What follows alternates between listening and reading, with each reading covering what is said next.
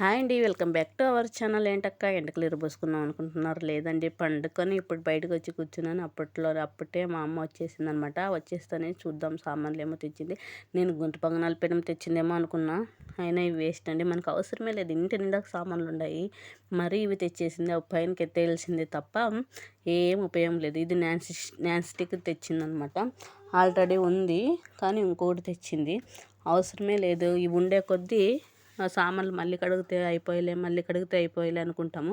అవే కొన్ని సామాన్లు అయితే అవే కడగాలి, అవే వాడాలి. అలా ఉంటే బాగుంటుంది. చెప్తే అర్థం చేసుకొని నేను వద్దనేటివి తెస్తుంది. అమ్మ గురించి ఇలా మాట్లాడుతుందని తప్పు అనుకోద్దండి. ఎందుకంటే ఉన్నట్లానే సర్దుకొని పోతే బాగా. ఇవి అనవసరమైన ఖర్చులు కదా. 3 years బ్యాక్ 300 ఉండిందంట, ఇప్పుడు 100 రూపీస్కి వస్తుందని చెప్పి మా అమ్మ తీసుకుందంట. సర్లే పోన్లే, ఇదేంటికి చూపిస్తున్నావు అక్క అంటే, ఇవి మూడు తెచ్చిందనమాట. ఎందుకంటే అది ఏర్లు వచ్చిండేటి పెడతావేమో అని తెచ్చినాను అని. మనకు అవసరమే కదా వంట చేసేటప్పుడు అవన్నీ పుదీనా కొత్తిమీర అని. సర్లేని పెట్టేద్దాంలే అనుకున్నాను అనమాట.